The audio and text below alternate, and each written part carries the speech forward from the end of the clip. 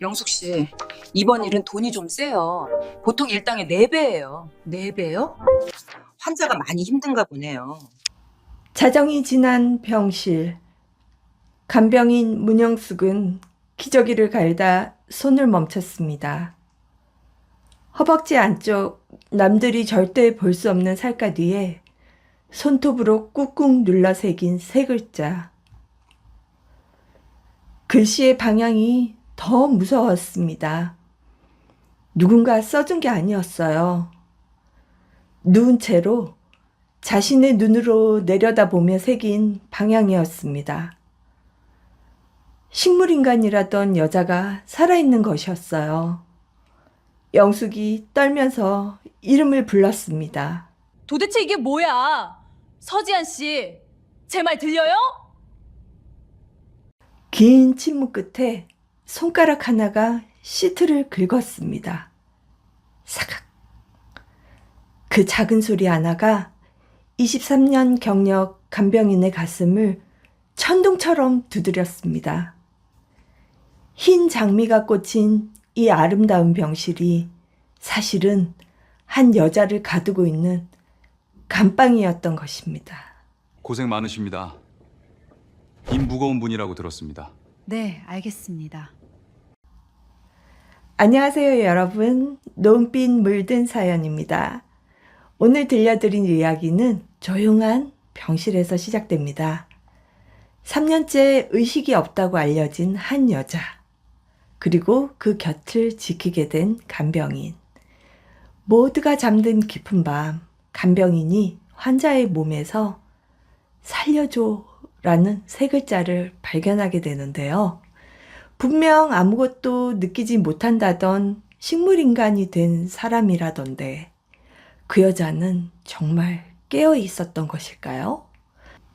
오늘 이야기도 끝까지 함께 해주시고요. 무료 버튼이 구독과 좋아요 꾹 눌러주시고요. 지금 어디서 듣고 계신지 댓글 남겨주시면 저도 반갑게 안부 인사 전해드리겠습니다.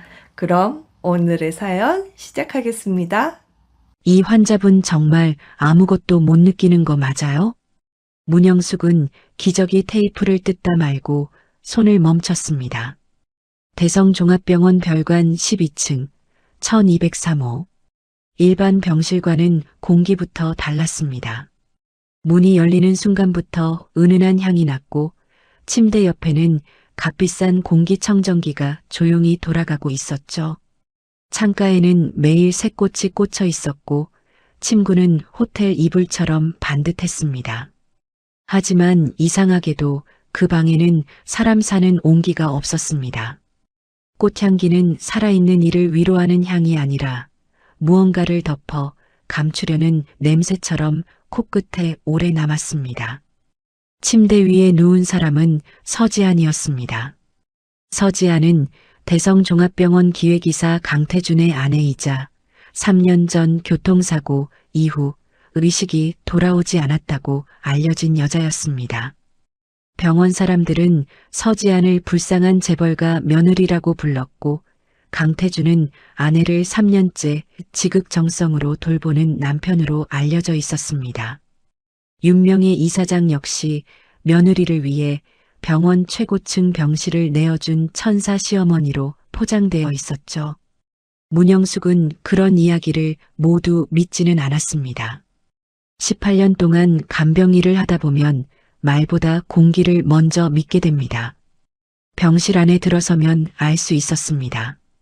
가족이 정말 환자를 살리고 싶어하는 방인지 아니면 환자가 숨만 쉬고 있다는 사실을 귀찮아하는 방인지요. 오래 누운 사람 곁에는 보통 슬픔이나 피로가 남습니다. 그런데 서지안의 병실에는 슬픔보다 긴장이 더 짙었어요.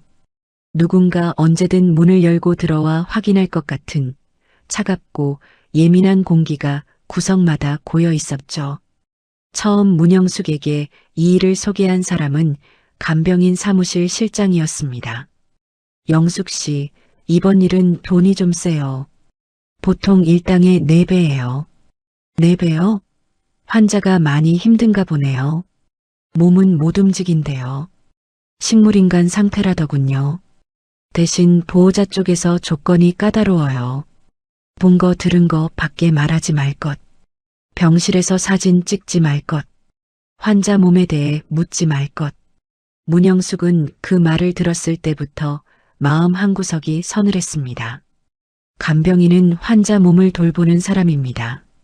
그런데 환자 몸에 대해 묻지 말라니요. 말이 되지 않았습니다. 하지만 문영숙은 돈이 필요했어요. 작은 아들이 하던 가게가 기울어 보증금을 빼야 했고 밀린 병원비도 있었죠. 내 배라는 말은 가난한 사람의 마음을 너무 쉽게 흔들었습니다. 첫 출근 날 문영숙은 서지안을 보고 한참 말을 잃었습니다. 서지안은 39이라는 나이가 믿기지 않을 만큼 창백했습니다. 살은 빠져 있었지만 얼굴선은 단정했고 감긴 눈꺼풀 아래로 긴 속눈썹이 희미하게 떨리는 것 같았어요. 처음에는 착각이라 생각했습니다. 오래 누운 환자에게서 흔히 보이는 근육 반응일 수 있었으니까요. 하지만 며칠이 지나도 찜찜함은 사라지지 않았습니다. 서지안의 손톱은 늘 지나치게 짧았습니다. 누가 매번 바짝 잘라놓는 것처럼 손끝에 여유가 없었습니다. 손가락 사이에는 희미한 붉은 자국도 있었습니다. 오래 누워있는 환자라면 손이 힘없이 펴져 있거나 오그라드는 경우가 많지만 서지안의 손은 이상하게도 안쪽으로 꽉 말려 있었어요. 마치 마지막 힘으로 무언가를 붙잡고 있는 사람 같았죠. 그날 밤은 비가 왔습니다. 창문을 때리는 빗소리가 병실 안까지 낮게 스며들었고 윤명희 이사장도 남편 강태준도 다녀가지 않은 밤이었습니다. 병실은 조용했고 복도 끝 간호사실 불빛만 희미하게 새어 들어왔어요.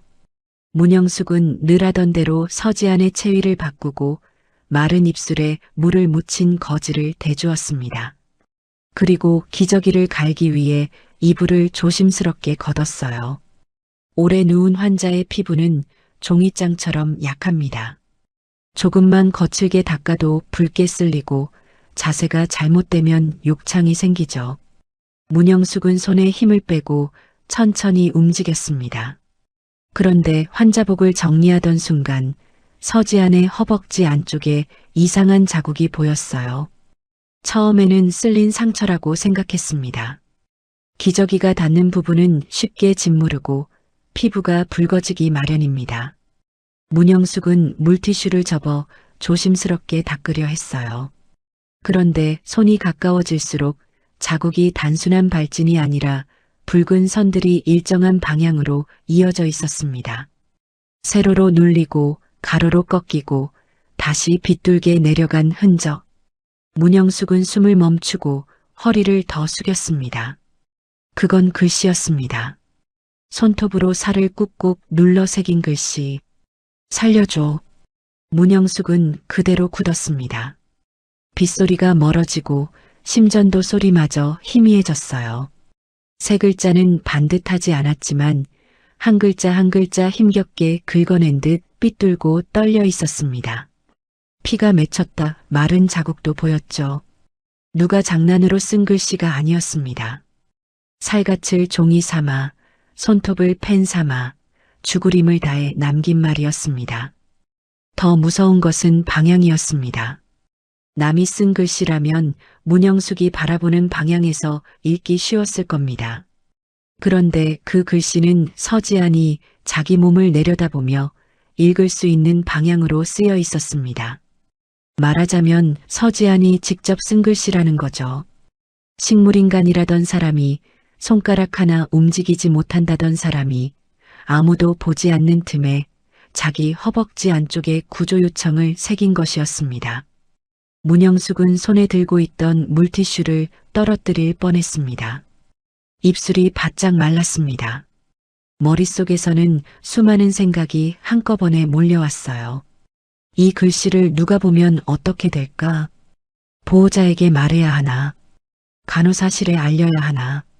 아니, 만약 병원 사람들이 이미 알고 있다면, 만약 이 병실 전체가 서지안을 가두기 위해 짜인 곳이라면, 문영숙은 아주 천천히 고개를 들었습니다.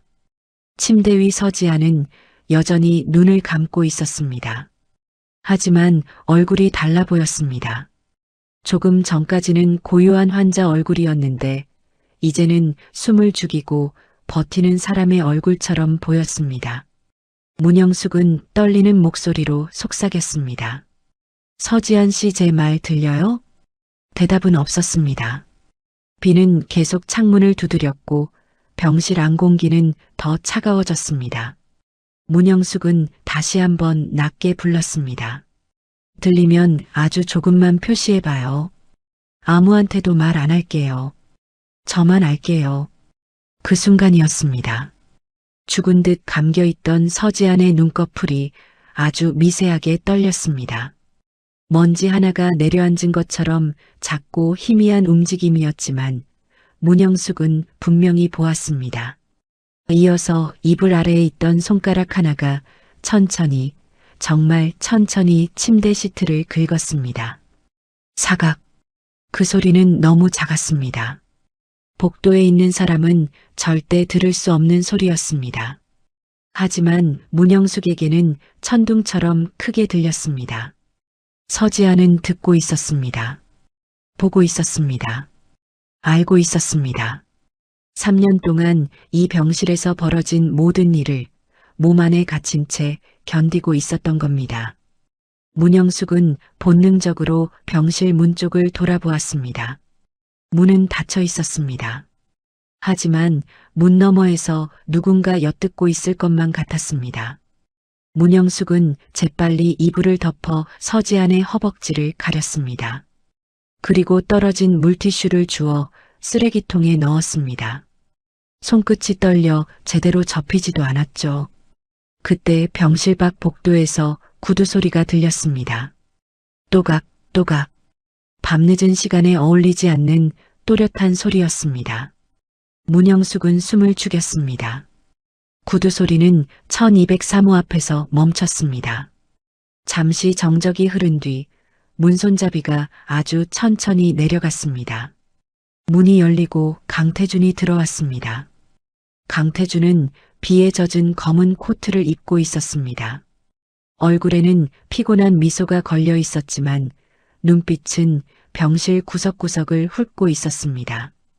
문영숙은 허리를 숙이며 인사했어요. 이 시간에 오셨네요. 강태준은 대답 대신 서지안의 침대 쪽을 바라봤습니다. 그리고 아주 낮은 목소리로 물었습니다. 별일 없었습니까? 평범한 질문이었습니다. 하지만 문영숙은 알 수 있었죠. 강태준은 안부를 묻는 것이 아니었습니다. 무언가 들키지 않았는지 확인하고 있었습니다. 문영숙은 손을 앞치마에 문지르며 억지로 웃었습니다. 네. 기저귀 갈아드리고 있었습니다. 상태는 똑같으세요. 강태준의 시선이 문영숙의 손끝에 머물렀습니다. 문영숙의 손은 아직도 떨리고 있었습니다. 강태준은 천천히 다가와 서지안의 얼굴을 내려다보았습니다. 그리고 다정한 남편처럼 머리카락을 넘겨주며 말했어요. 여보, 오늘은 얌전히 있었네. 그 말에 문영숙의 등줄기가 싸늘해졌습니다. 얌전히 있었다는 말. 환자에게 할 말이 아니었어요. 감시하던 사람에게 하는 말이었습니다. 서지안의 눈꺼풀이 다시 아주 미세하게 떨렸습니다. 강태준은 그 움직임을 본 듯했습니다. 순간 강태준의 얼굴에서 미소가 사라졌습니다. 턱 근육이 굳고 눈동자가 차갑게 가라앉았습니다. 그러나 바로 다음 순간 강태준은 다시 부드러운 표정을 만들었습니다. 문간병인님, 네. 우리 아내 몸에 작은 상처라도 생기면 바로 저한테 먼저 말씀해 주세요. 괜히 간호사실이나 다른 사람한테 말 돌리지 마시고요. 아시겠죠? 문영숙은 고개를 끄덕였습니다. 네, 알겠습니다. 강태준은 지갑에서 봉투 하나를 꺼내 협탁 위에 올려놓았습니다. 고생 많으십니다. 이 무거운 분이라고 들었습니다. 그 봉투가 협탁에 닿는 소리가 병실 안에 작게 울렸습니다. 문영숙은 그 봉투를 보며 목이 메었어요. 돈은 따뜻해야 하는데 그 순간 봉투는 차가운 족쇄처럼 보였습니다. 강태준이 나간 뒤에도 문영숙은 한참 움직이지 못했습니다. 서지아는 다시 눈을 감고 있었지만 문영숙은 이제 알았습니다. 서지아는 잠든 것이 아니었습니다. 살아남기 위해 죽은 척하고 있었습니다. 문영숙은 조심스럽게 서지안의 손을 잡았습니다. 손은 얼음처럼 차가웠지만 손끝 어딘가에 아주 미세한 힘이 남아 있었습니다. 문영숙은 손을 감싸 쥐고 작게 속삭였습니다. 나봤어요. 그 글씨 못 본 척 안 할게요. 서지안의 눈가에서 눈물 한 방울이 흘러내렸습니다. 소리 없는 눈물이 베개를 적셨습니다. 문영숙은 그 눈물을 닦아주지 못했습니다. 닦으면 서지안이 울었다는 흔적마저 사라질 것 같았죠. 대신 손을 더 꼭 잡았습니다. 병실 밖에서는 비가 그칠 기미 없이 내리고 있었습니다. 하지만 문영숙의 마음속에서는 이미 다른 문이 열리고 있었습니다. 한번 들어가면 다시는 모른 척할 수 없는 문. 누군가의 비명을 들은 사람이 끝내 외면하지 못하는 문이었습니다. 그 밤 1203호 병실에는 두 사람만 깨어 있었습니다. 3년 동안 갇힌 여자 서지안, 그리고 그 여자의 세 글자를 읽어버린 간병인 문영숙. 문영숙은 알았습니다. 내일부터 이 병실은 더 이상 조용한 간병일이 아닙니다. 서지안의 허벅지 안쪽에 새겨진 살려줘라는 세 글자는 대성종합병원의 가장 깊은 어둠으로 들어가는 첫 번째 열쇠였습니다.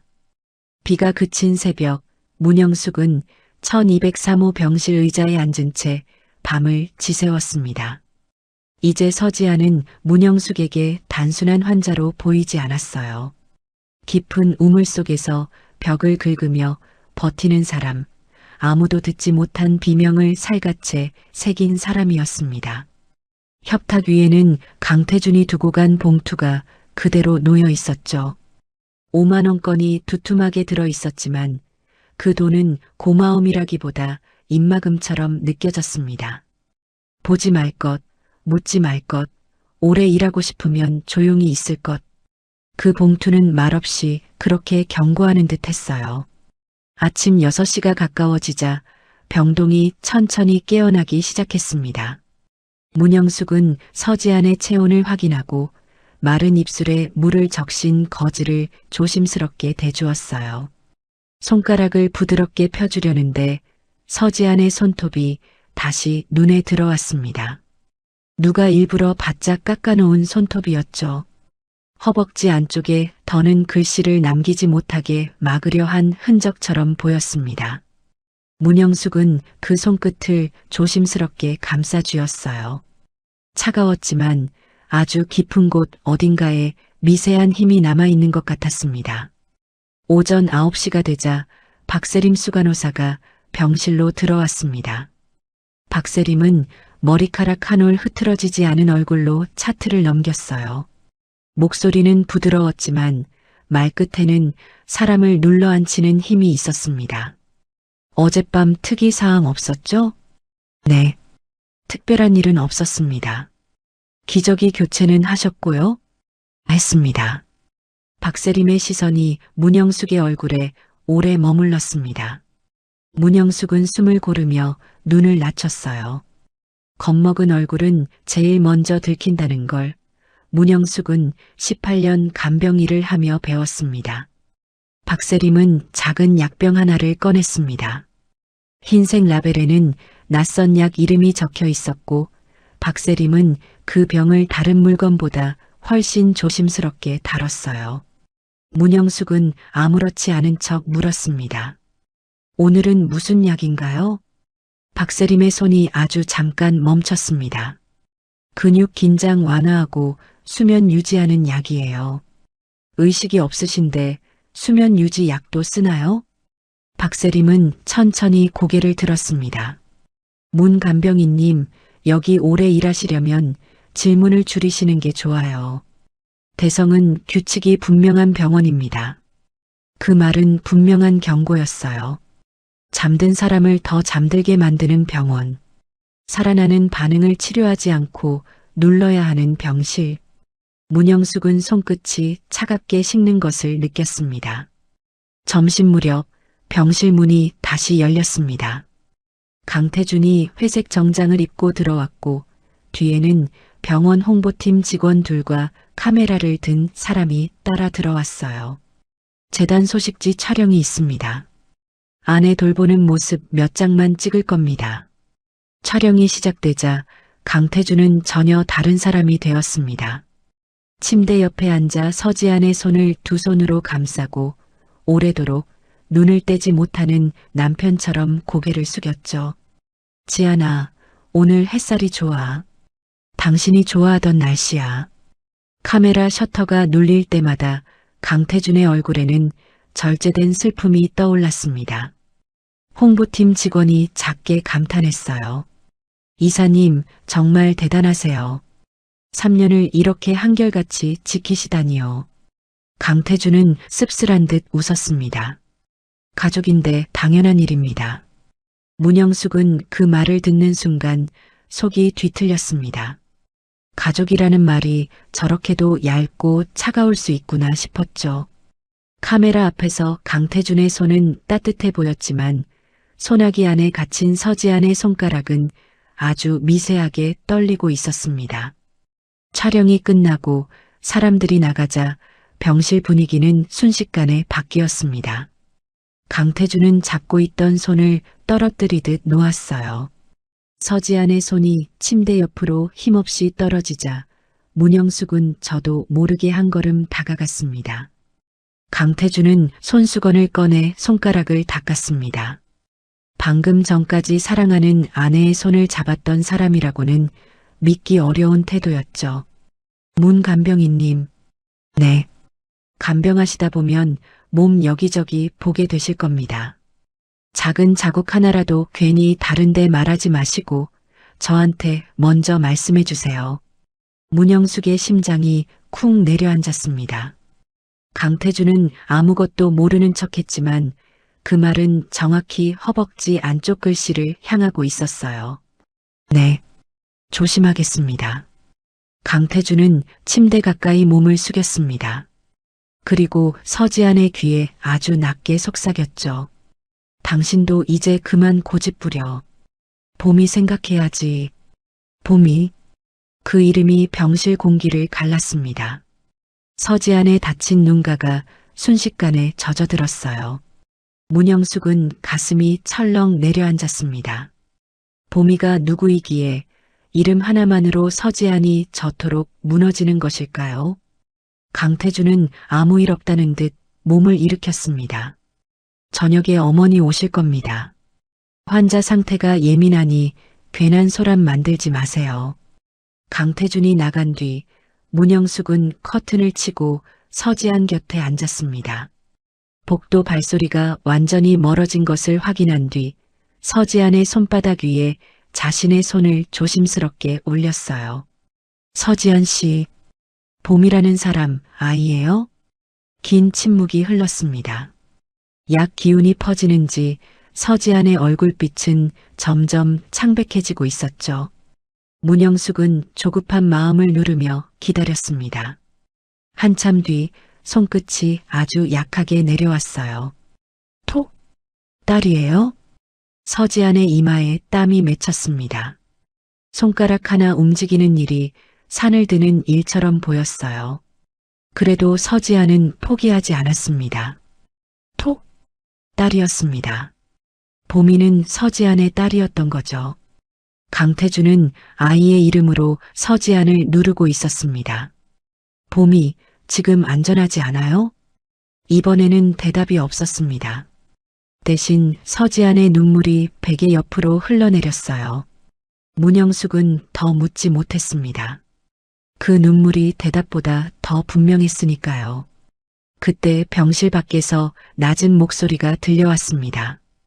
윤명이었습니다. 문영숙은 급히 서지안의 손을 이불 속에 넣고 자리에서 일어났어요. 문이 열리자 윤명이가 흰 정장 차림으로 들어왔고 뒤에는 정우진 주치의가 서 있었습니다. 윤명이는 병실 안을 한번 훑더니 웃었습니다. 우리 며느리 오늘은 조용했나요? 네.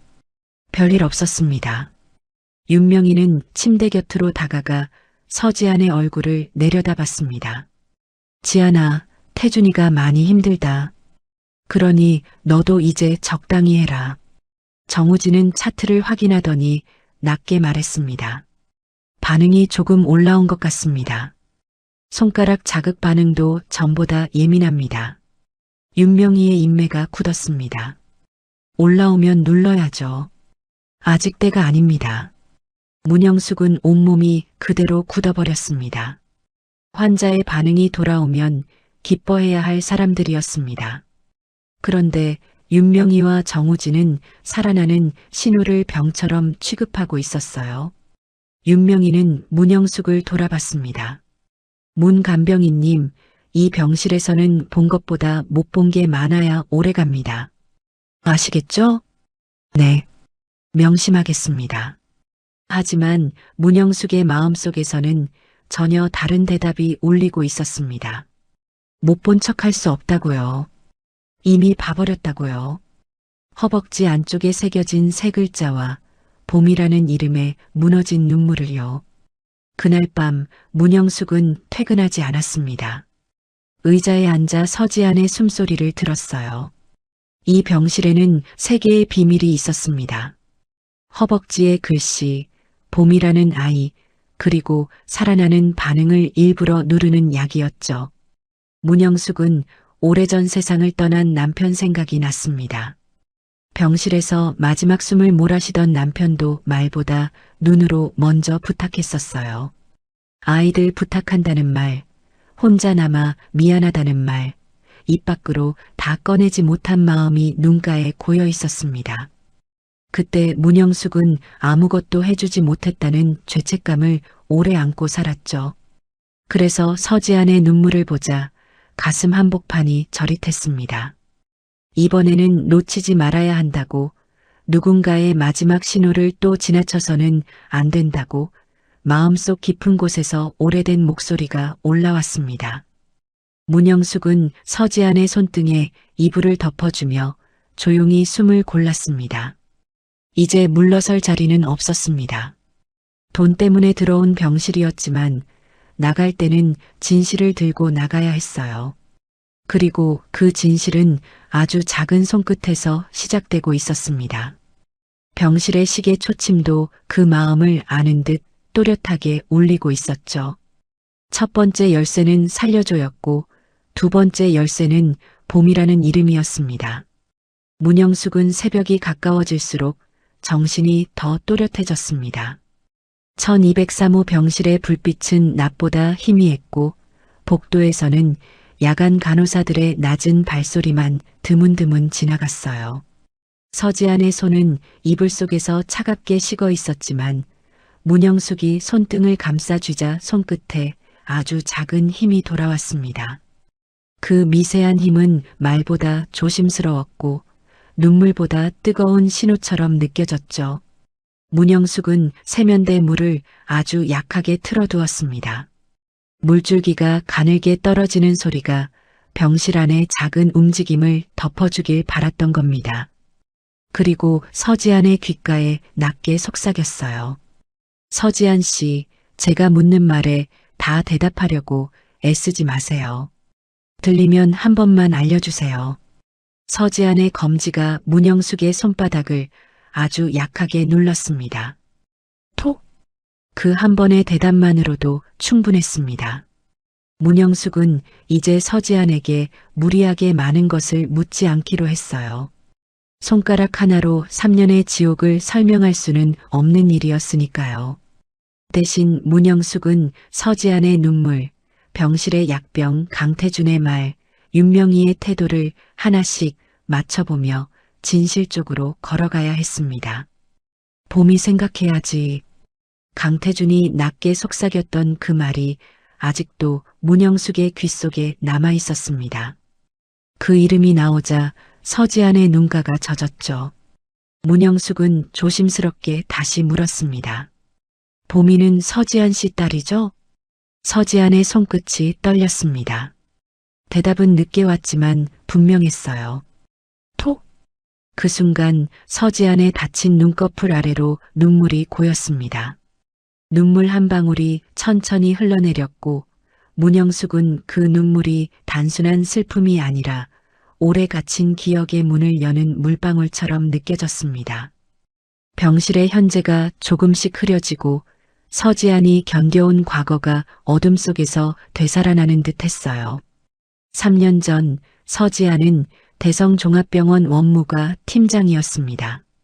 서지안은 숫자를 다루는 사람이었고 환자 가족들의 얼굴을 기억하는 사람이었어요.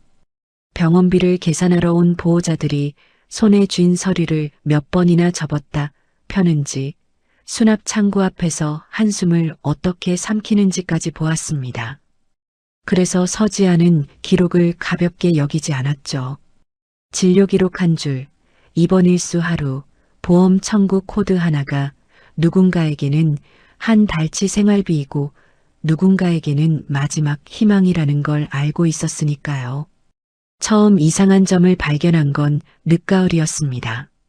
퇴근 시간이 지난 원무과 사무실에서 서지안은 VIP 병동 정산 자료를 다시 확인하고 있었어요. 이미 사망한 환자의 입원비가 사흘 더 청구되어 있었고 하루만 사용한 고가 장비가 나흘치로 올라가 있었습니다.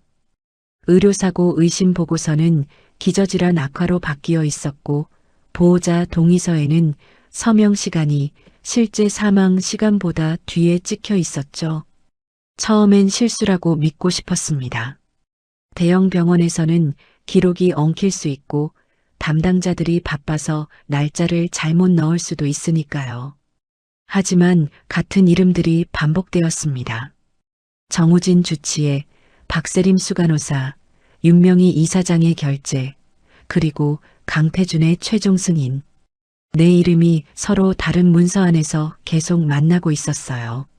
서지안은 그날 밤 집에서 강태준에게 자료 일부를 보여주었습니다. 보미는 거실 바닥에서 색연필을 쥔 채 잠들어 있었고 식탁 위에는 식은 국이 그대로 놓여 있었어요. 서지안은 목소리를 낮췄습니다. 태준 씨, 이거 단순 실수 아니에요. 돌아가신 환자분 입원비가 사흘 더 청구됐어요. 보험금 서류도 바뀌었고요. 강태준은 자료를 천천히 넘겼습니다. 놀라지도 않았고 화를 내지도 않았어요. 오히려 피곤하다는 듯 넥타이를 풀었습니다. 당신이 모르는 게 많아. 큰 병원은 착한 마음만으로 굴러가지 않아. 환자 가족 돈이에요. 죽은 사람 기록까지 손댄 거잖아요. 정리라고 생각해. 병원을 살리려면 가끔 필요한 정리가 있어.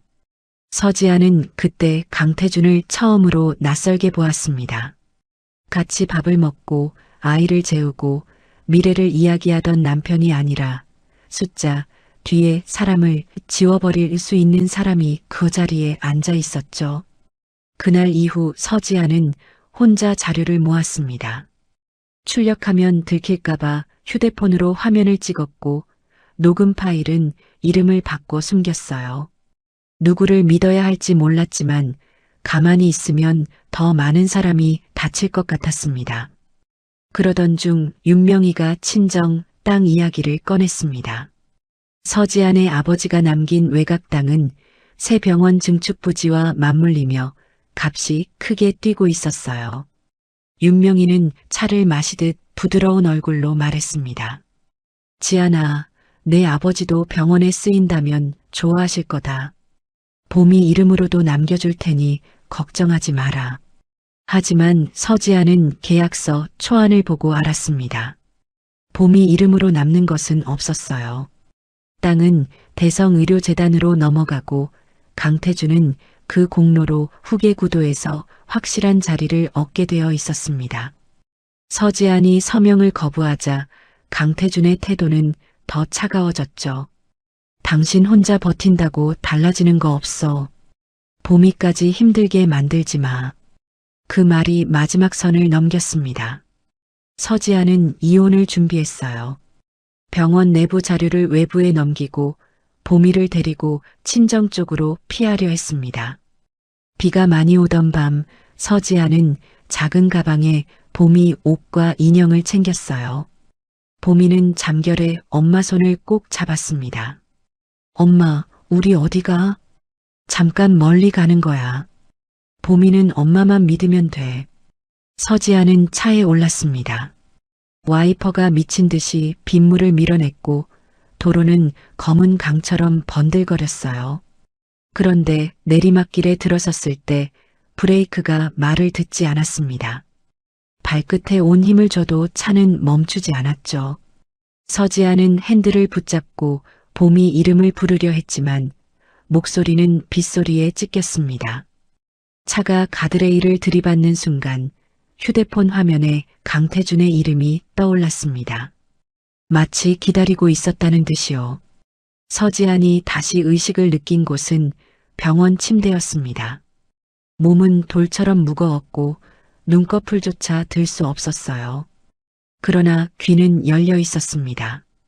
머리맡에서 윤명희의 목소리가 들렸죠. 죽지 않은 건 다행이지.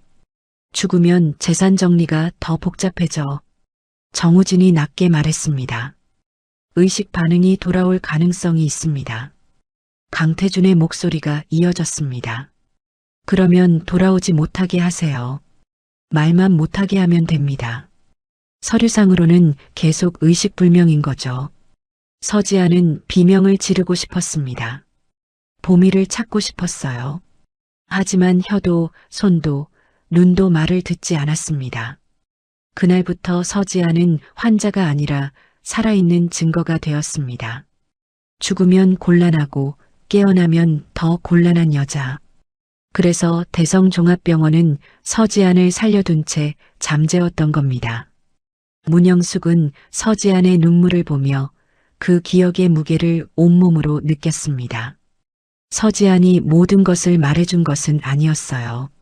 하지만 봄이라는 이름에 무너진 눈물, 회복 반응을 누르겠다는 사람들의 대화, 그리고 허벅지 안쪽에 새겨진 세 글자가 하나로 이어졌습니다. 문영숙은 이제 확신했죠. 서지안의 사고는 단순한 사고가 아니었고 이 병실은 치료실도 아니었습니다. 문영숙은 아주 조심스럽게 물었습니다. 증거가 있어요? 서지안의 손끝이 조금 움직였습니다. 톡! 병실 안에 있어요? 오래 침묵이 흘렀습니다. 서지안의 호흡이 무거워졌고 이마에 땀이 배어 나왔어요. 문영숙은 재촉하지 않았습니다. 마침내 서지안의 검지가 다시 내려왔습니다. 톡! 문영숙은 병실을 둘러보았습니다. 협탁, 전동침대, 꽃병, 수납장, 공기청정기, 벽시계. 모든 것이 지나치게 깨끗했습니다. 하지만 진실은 원래 가장 깨끗하게 닦인 곳 아래 숨어 있기 마련이죠. 그때 복도 끝에서 박세림의 목소리가 들렸습니다. 네, 이사장님. 오늘 밤 약은 조금 더 올리겠습니다. 손가락 반응이 신경 쓰입니다. 문영숙의 피가 차갑게 식었습니다. 오늘 밤을 넘기면 서지아는 다시 깊은 어둠 속으로 눌릴지도 몰랐어요. 문영숙은 서지안의 귀 가까이 몸을 숙였습니다. 오늘 밤 찾아볼게요. 무슨 일이 있어도 찾아볼게요. 서지안의 눈가에서 또 한 방울의 눈물이 흘렀습니다. 문영숙은 그 눈물을 보며 마음속으로 다짐했어요. 세 번째 열쇠는 이 병실 안에 있습니다. 그리고 그 열쇠를 찾기 전까지 문영숙은 절대로 이 방을 떠나지 않을 것입니다. 그날 밤 1203호 병실은 숨을 죽인 사람처럼 조용했습니다. 창밖에는 비가 그친 뒤에 습한 어둠이 내려앉아 있었고 복도 끝 간호사실 불빛만 희미하게 흔들리고 있었어요. 문영숙은 의자에 앉아 있는 척했지만 귀는 온통 병실박 소리에 가 있었습니다. 박세림이 조금 전 통화로 남긴 한마디가 자꾸만 귓속을 찔렀죠. 오늘 밤 약은 조금 더 올리겠습니다. 그 말은 치료가 아니었습니다. 살아나는 사람을 다시 눌러 어둠 속으로 밀어넣겠다는 말이었어요. 문영숙은 서지안의 손을 조심스럽게 감싸쥐었습니다. 약 기운이 이미 퍼지고 있는지 손끝은 낮보다 더 무거웠고 체온도 조금 내려가 있었죠. 그래도 서지안은 문영숙의 손바닥 위에서 아주 미세하게 손끝을 움직였습니다. 버티고 있다는 신호처럼 느껴졌습니다. 문영숙은 낮게 속삭였습니다. 조금만 참아요. 오늘은 제가 찾아볼게요. 서지안의 눈꺼풀이 희미하게 떨렸습니다. 대답을 하려는 것 같았지만 손가락은 더 이상 움직이지 못했어요. 문영숙은 그 모습을 보며 가슴이 아려왔습니다. 몸속에 갇힌 사람이 얼마나 많은 말을 삼키고 있을지 감히 다 헤아릴 수 없었습니다. 새벽 1시가 조금 넘자 박세림이 병실로 들어왔습니다. 박세림은 평소처럼 차분했지만 손에 든 주사기와 약병은 유난히 차갑게 보였어요. 문영숙은 아무것도 모르는 사람처럼 자리에서 일어났습니다. 수간호사님, 지금 약 들어가는 건가요? 박세림은 문영숙을 보지 않고 링거줄을 확인했습니다. 주치의 처방입니다. 환자분 몸이 좀 차가운 것 같아서요. 약을 더 쓰면 괜찮을까요? 그제야 박세림이 고개를 들었습니다. 입가에는 웃음이 있었지만 눈은 웃지 않았어요. 문 간병인님, 환자 상태 판단은 의료진이 합니다. 간병인은 간병만 하시면 돼요. 박세림은 약을 주입하고 차트에 무언가를 적었습니다.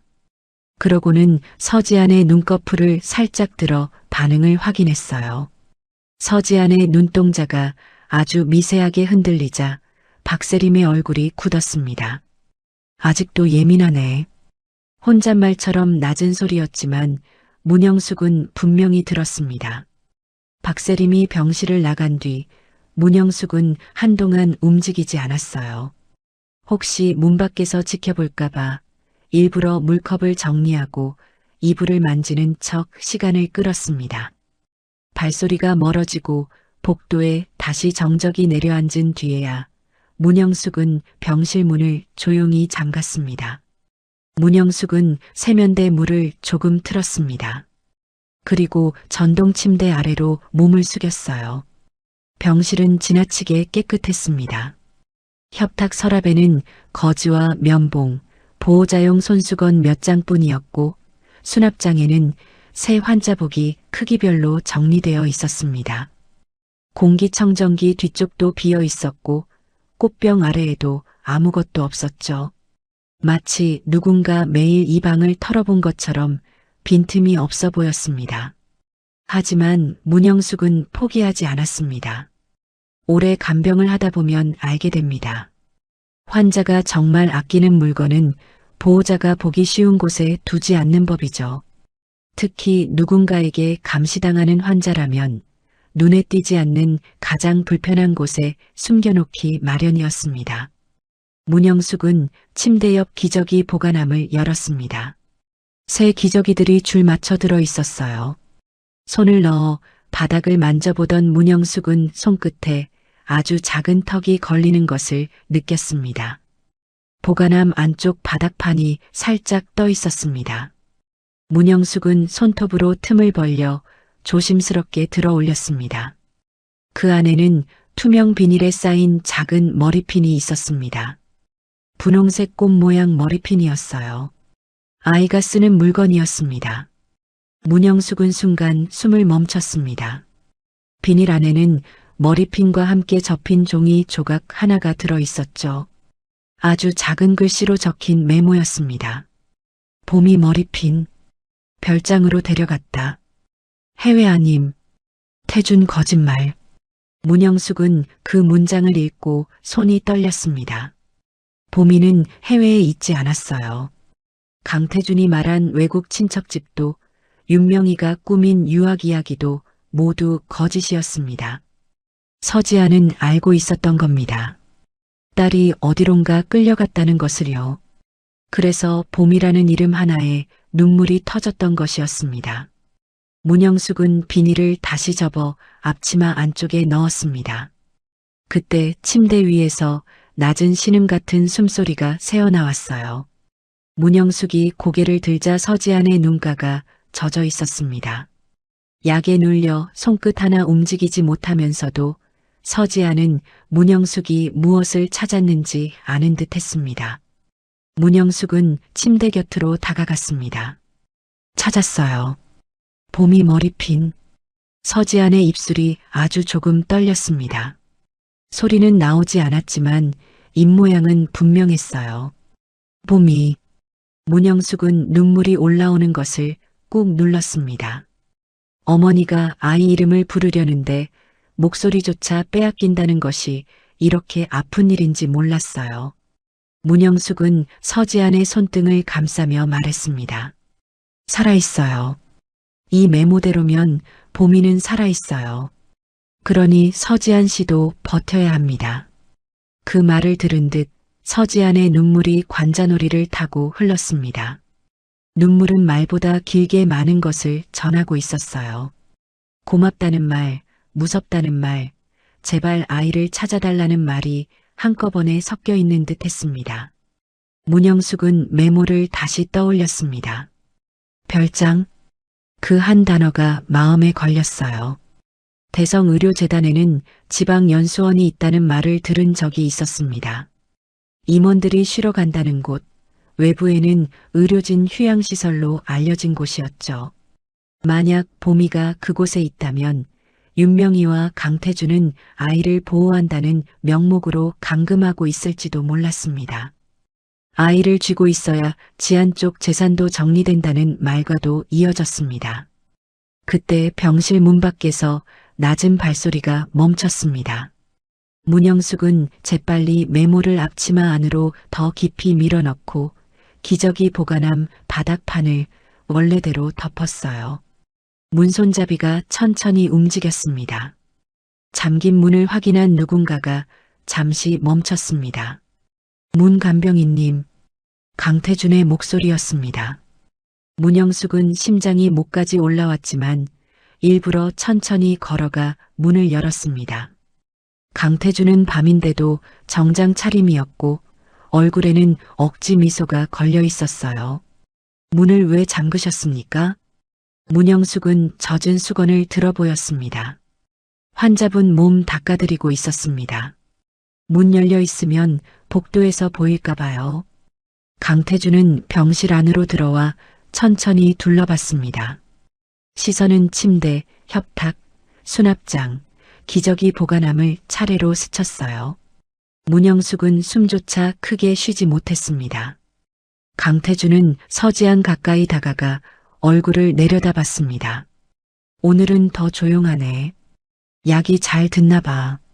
그 말에 문영숙의 손끝이 차가워졌습니다. 강태준은 사람을 보고 있는 것이 아니었어요. 움직이지 말아야 할 물건을 확인하는 사람처럼 서지안을 내려다보고 있었습니다. 강태준은 문영숙을 돌아봤습니다. 혹시 아내가 이상한 반응을 보인 적 있습니까? 이상한 반응이라뇨?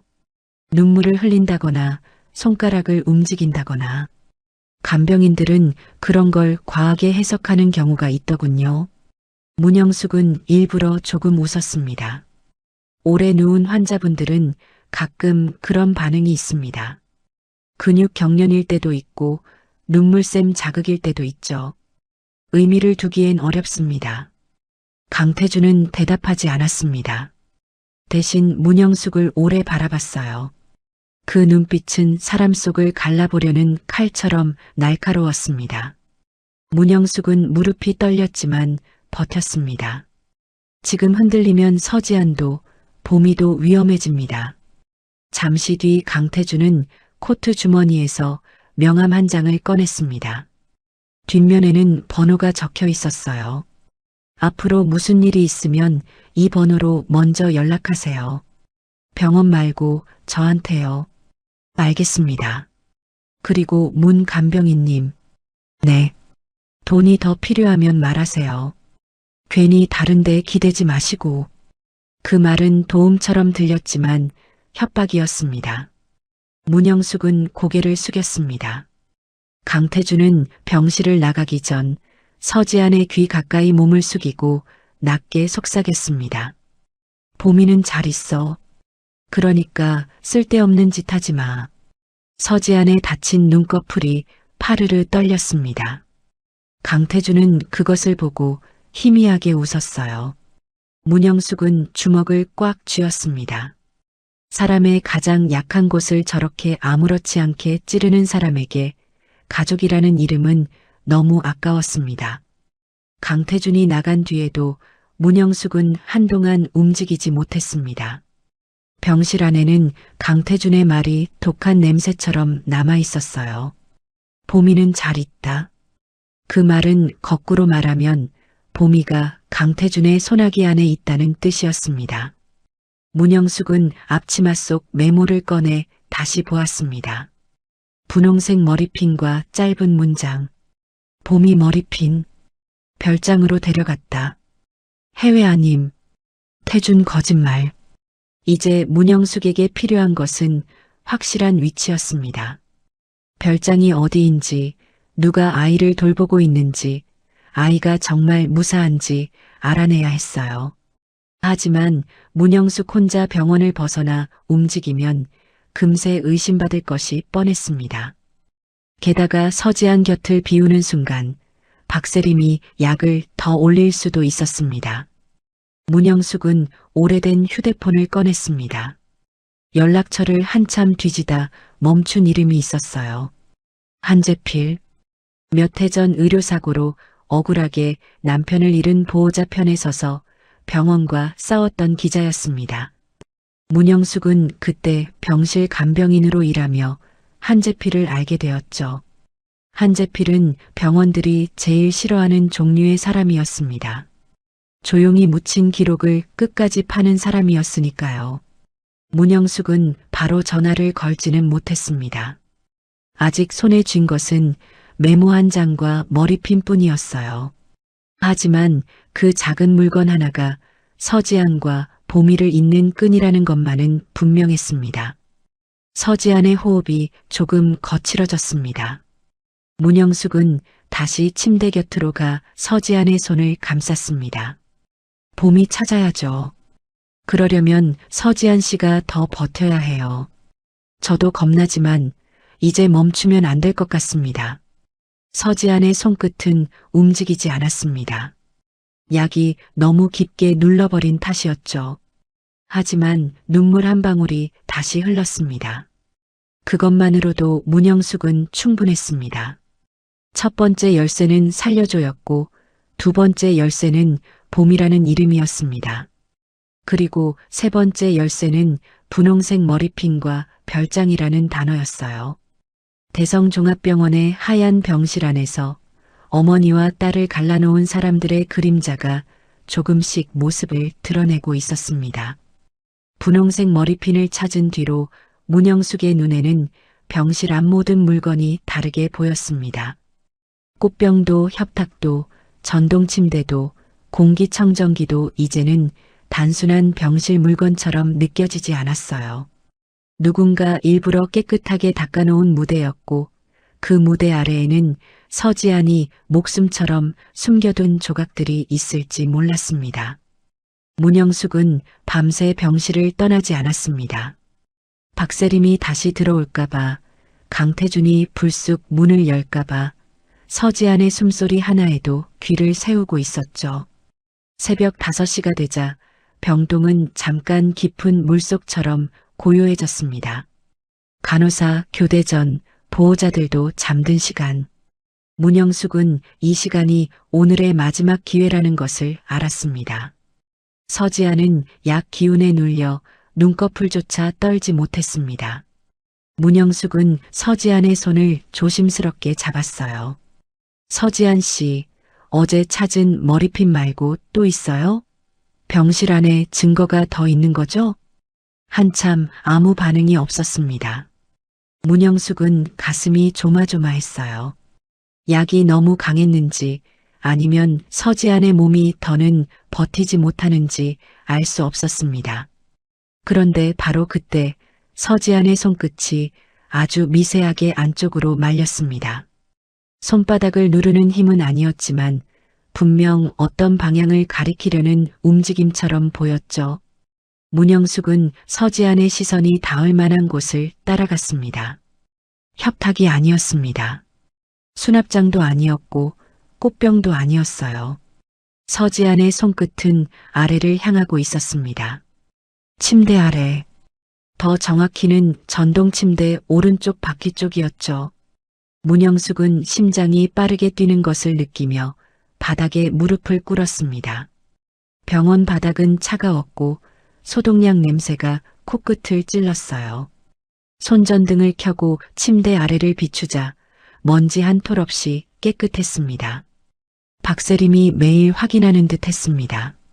하지만 오른쪽 바퀴 안쪽 플라스틱 덮개에 아주 작은 흠집이 보였습니다. 그냥 보면 지나칠 만큼 작은 흠집이었지만 문영숙은 놓치지 않았습니다.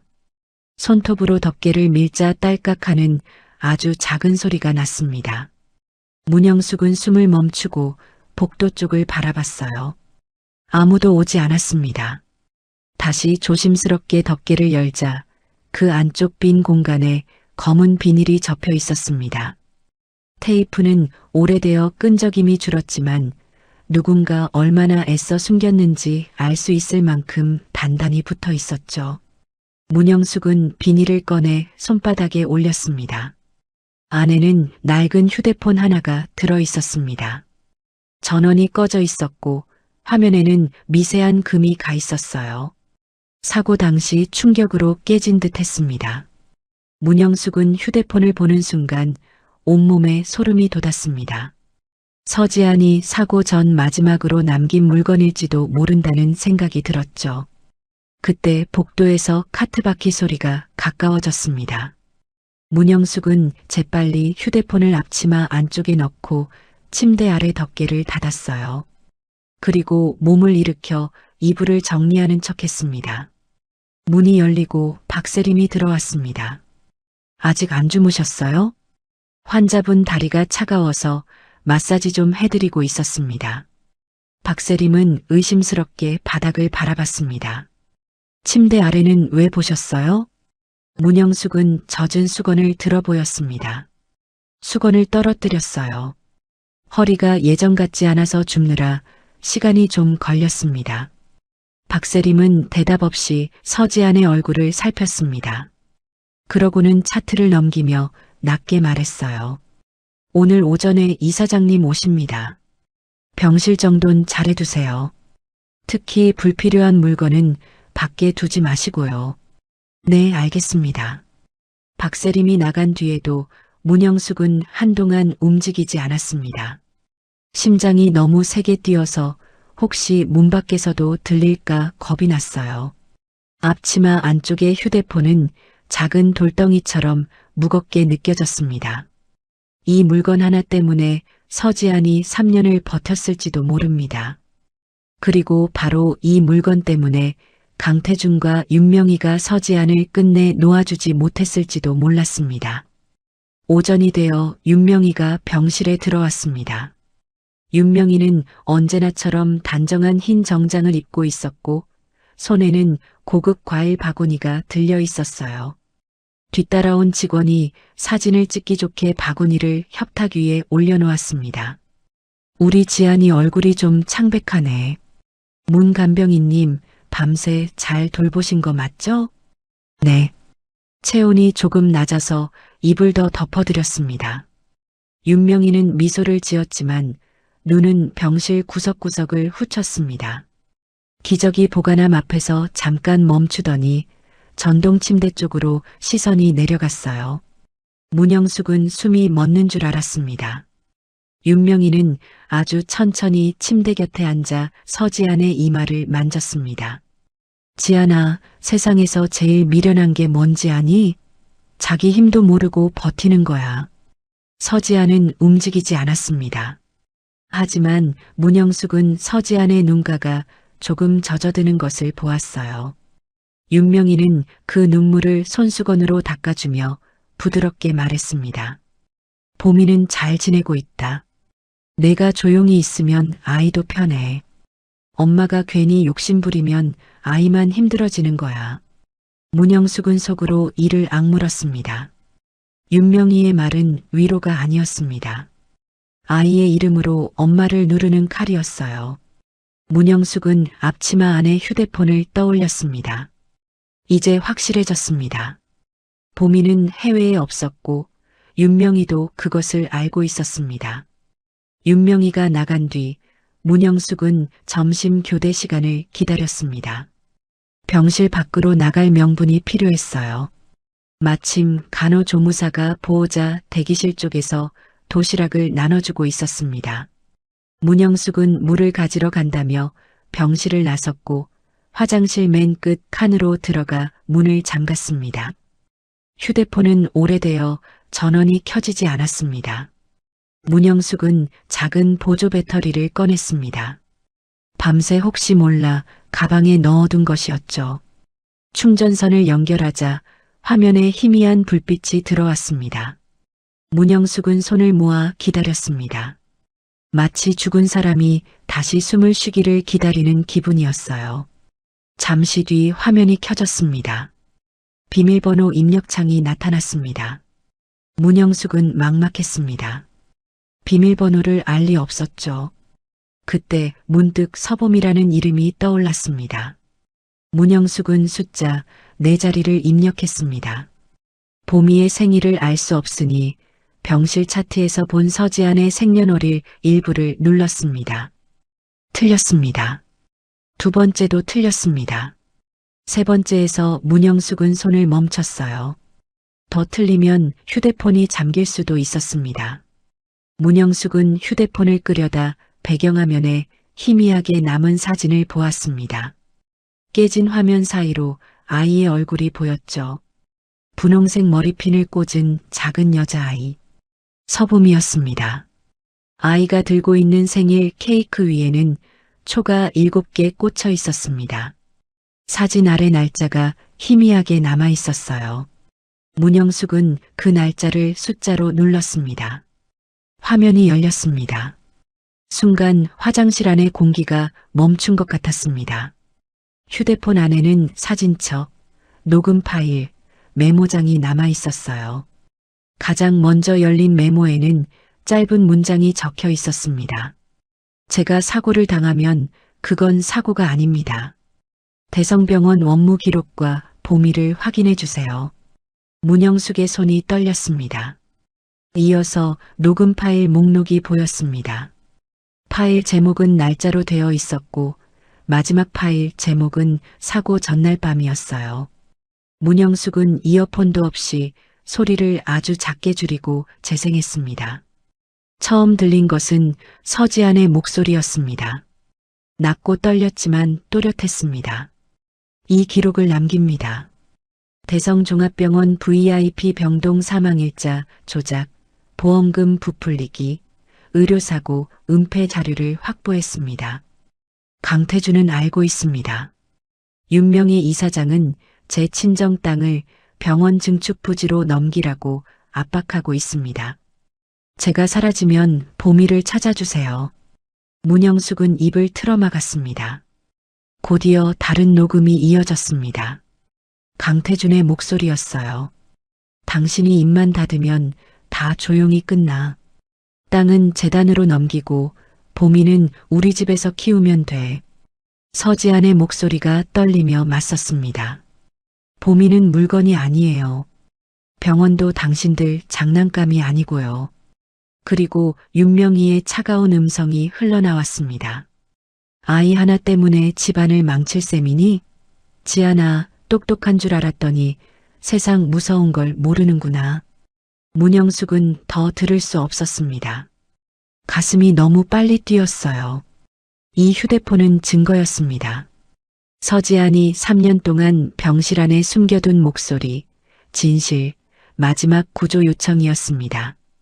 그때 화장실 밖에서 누군가 문을 두드렸습니다. 문간병인님, 안에 계세요? 박세림의 목소리였습니다. 문영숙은 급히 휴대폰 화면을 끄고 앞치마 깊숙이 넣었습니다. 네, 배가 좀 아파서요. 금방 나갑니다. 이사장님이 찾으십니다. 지금 바로 병실로 오세요. 문영숙은 거울 속 자신의 얼굴을 보았습니다. 창백했지만 눈빛은 달라져 있었어요.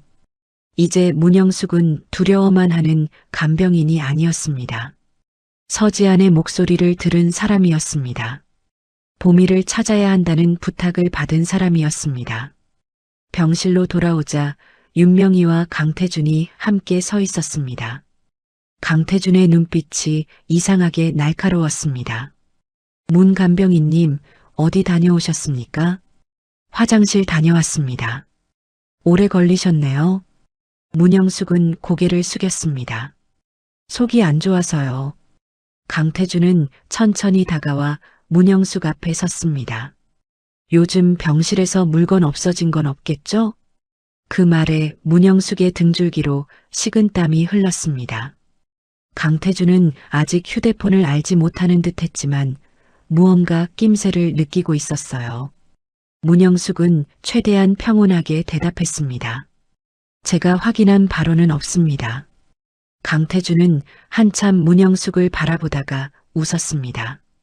다행입니다. 이 방에는 안의 추억이 많아서요. 함부로 손타면 곤란합니다. 추억이라는 말이 이렇게 소름 끼칠 수 있다는 걸 문영숙은 처음 알았습니다. 강태준과 윤명이가 나간 뒤 문영숙은 서지안 곁에 앉았습니다. 서지안은 약에 눌려 눈도 뜨지 못했지만 문영숙은 아주 낮게 말했어요. 찾았어요. 휴대폰? 목소리도 들었어요. 서지안의 눈가에서 아주 천천히 눈물이 번졌습니다. 문영숙은 그 눈물을 보며 마음을 굳혔습니다. 이제 증거는 손에 들어왔습니다. 하지만 증거만으로는 부족했어요. 보미를 찾아야 했고 이 휴대폰을 안전한 사람에게 넘겨야 했습니다. 대성종합병원 안에서는 누구도 믿을 수 없었습니다. 문영숙은 오래된 연락처를 떠올렸습니다. 한재필, 병원이 덮은 진실을 끝까지 파던 기자. 이제 그 사람에게 연락해야 할 때였습니다. 휴대폰 속 서지안의 마지막 목소리가 문영숙의 귓가에 다시 울렸습니다. 제가 사라지면 보미를 찾아주세요. 문영숙은 서지안의 손을 꼭 잡았습니다. 찾을게요. 보미도 진실도. 이번엔 반드시 찾아낼게요. 문영숙은 그날 오후 내내 아무렇지 않은 사람처럼 움직였습니다. 서지안의 입술을 적시고 손가락을 펴주고 굳은 어깨를 천천히 주물렀어요. 겉으로 보기에는 평소와 다르지 않은 간병이었지만 문영숙의 앞치마 안쪽에는 서지안이 3년 동안 숨겨온 휴대폰이 들어 있었습니다. 그 작은 기계 하나가 문영숙의 가슴을 계속 두드리고 있었죠. 마치 살아있는 심장처럼 뜨겁고 무겁게 느껴졌습니다. 대성종합병원 안에서는 아무도 믿을 수 없었습니다. 간호사도, 원무과도, 주치의도, 보안 직원도 모두 윤명이의 눈 아래 있는 것 같았어요. 문영숙은 물컵을 씻는 척하며 복도 끝을 살폈습니다. 박세림은 간호사실 안에서 누군가와 낮게 통화하고 있었고 강태준이 붙여둔 보안 직원은 엘리베이터 앞 의자에 앉아 병실 쪽을 힐끔거렸습니다. 1203호는 병실이라기보다 감시실에 가까웠죠. 문영숙은 곧장 전화를 걸 수 없었습니다. 병원 안에서 걸었다가는 통화 기록이 남을 수도 있고 누가 엿들을지도 몰랐으니까요. 그래서 일부러 늦은 오후까지 기다렸습니다. 보호자들이 저녁 식사를 가지러 내려가고 병동이 잠시 어수선해지는 시간. 그 틈을 타 문영숙은 쓰레기 봉투를 들고 병실을 나섰습니다. 폐기물실 다녀오겠습니다. 문영숙의 말에 박세림은 고개만 끄덕였습니다. 그러나 엘리베이터 앞 보안 직원의 시선은 끝까지 문영숙을 따라왔어요. 문영숙은 허리를 조금 굽힌 채 느린 걸음으로 복도를 걸었습니다. 심장은 급하게 뛰었지만 발걸음은 늦춰야 했죠. 겁먹은 사람처럼 보이면 안 되니까요. 폐기물실 옆에는 오래된 비상계단이 있었습니다. 청소 직원들이 가끔 쉬는 곳이라 감시 카메라가 없는 사각지대였어요. 문영숙은 문을 열고 계단참에 주저앉았습니다. 손이 떨렸습니다. 휴대폰을 꺼내는 데만 한참이 걸렸어요. 화면을 켜자 서지안의 메모가 다시 보였습니다. 제가 사고를 당하면 그건 사고가 아닙니다. 대성병원 원무 기록과 보미를 확인해 주세요.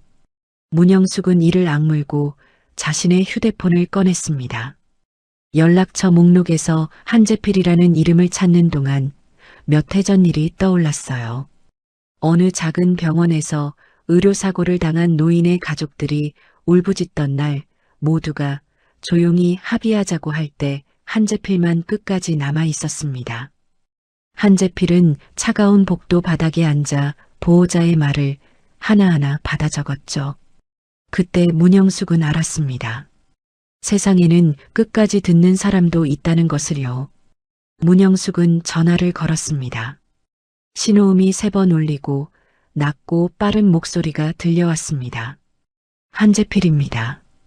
기자님, 저 문영숙입니다. 예전에 성우병원에서 뵀던 간병인 문영숙이요. 짧은 침묵이 흘렀습니다. 기억합니다. 무슨 일 있으세요? 문영숙은 계단 아래를 한번 내려다보고 목소리를 낮췄습니다. 대성종합병원입니다. 여기서 사람이 갇혀 있어요. 식물인간이라고 알려진 환자인데 의식이 있습니다. 한재필은 바로 대답하지 않았습니다. 허튼 제보로 치부하지 않으려는 사람처럼 잠깐 숨을 고르는 듯 했어요. 증거가 있습니까? 있습니다. 환자가 사고 전에 남긴 휴대폰이 있어요. 녹음 파일, 메모, 병원 기록 사진까지 있습니다. 그리고 아이가 있어요. 환자 딸인데 해외에 있다고 했지만 아닌 것 같습니다. 아이 이름이 뭡니까? 서봄입니다. 7살쯤 됐고 분홍색 머리핀을 하고 있던 사진이 있습니다. 별장으로 데려갔다는 메모도 찾았습니다. 전화기 너머의 공기가 무겁게 가라앉았습니다.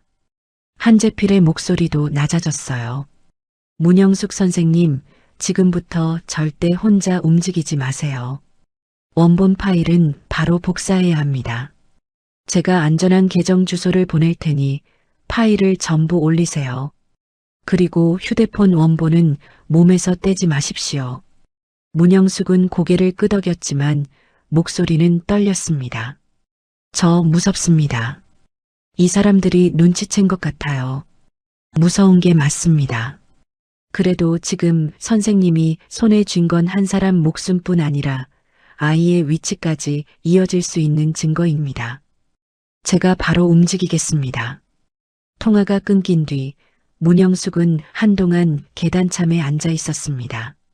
손끝이 얼얼했어요.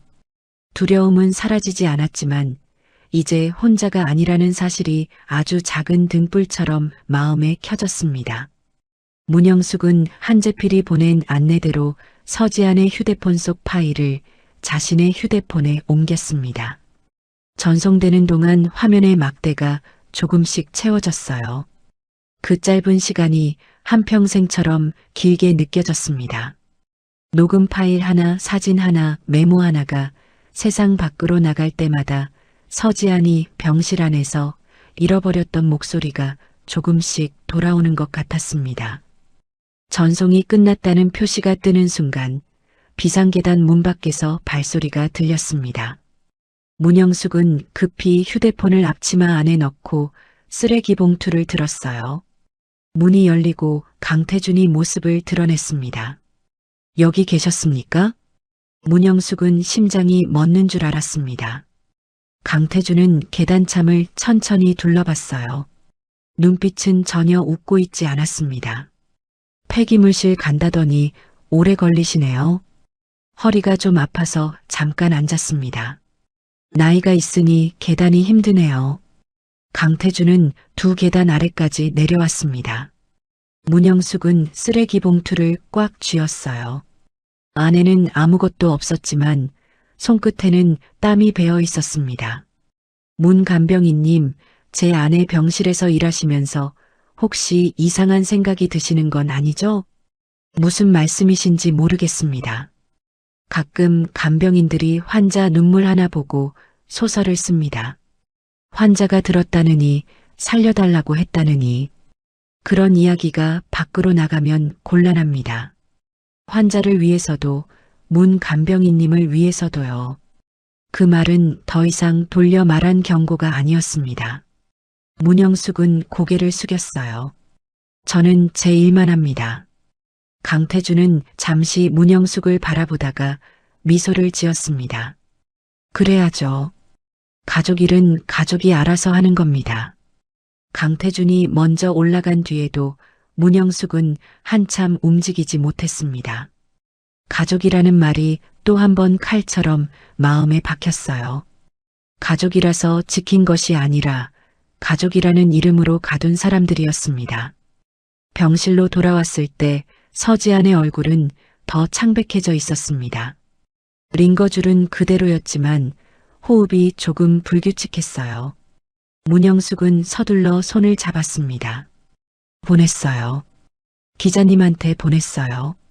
서지안의 눈꺼풀이 미세하게 떨렸습니다. 약에 눌린 몸이 겨우 반응한 것이었죠. 이제 봄이도 찾을 수 있을 겁니다. 조금만 더 버텨요. 그날 밤 한재필에게서 짧은 메시지가 왔습니다. 문영숙은 화장실에 들어가 조심스럽게 확인했어요. 사진 속 별장 확인 중입니다. 대성의료재단 지방연수원과 외관이 일치합니다. 내일 아침 사람을 붙이겠습니다. 추가로 원무 기록 원본 위치가 필요합니다. 문영숙은 숨을 삼켰습니다. 보미의 위치가 조금씩 잡히고 있었어요. 하지만 원무 기록 원본은 아직 찾지 못했습니다. 서지안의 휴대폰에는 사진과 녹음이 있었지만 법적으로 병원을 무너뜨리려면 원본 장부나 서버 접근 기록이 필요할지도 몰랐습니다. 문영숙은 다시 병실로 돌아와 서지안 곁에 앉았습니다.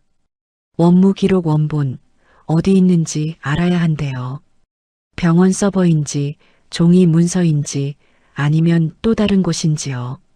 서지안은 움직이지 않았습니다. 문영숙은 기다렸습니다. 기다리는 일은 간병인의 가장 오래된 일이었어요. 밥을 삼킬 때까지 기다리고 통증이 지나갈 때까지 기다리고 가족이 올 때까지 기다리고 때로는 죽음이 조용히 지나갈 때까지 기다립니다. 그런데 그날 문영숙이 기다린 것은 죽음이 아니라 살아있는 사람의 마지막 힘이었습니다. 오랜 침묵 끝에 서지안의 눈동자가 감긴 눈꺼풀 아래에서 움직이는 듯 했습니다. 그리고 손끝이 아주 조금 침대 옆을 향했어요. 협탁도 아니고 수납장도 아니었습니다.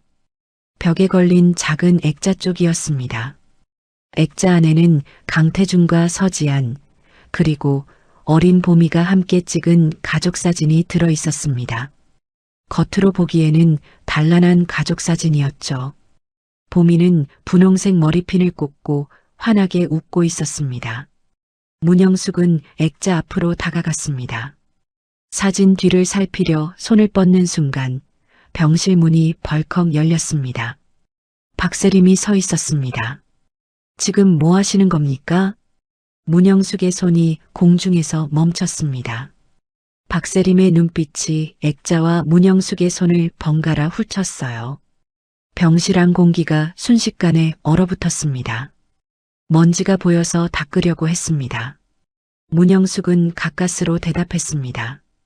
박세림은 천천히 다가왔습니다. 그 액자는 보호자 물건입니다.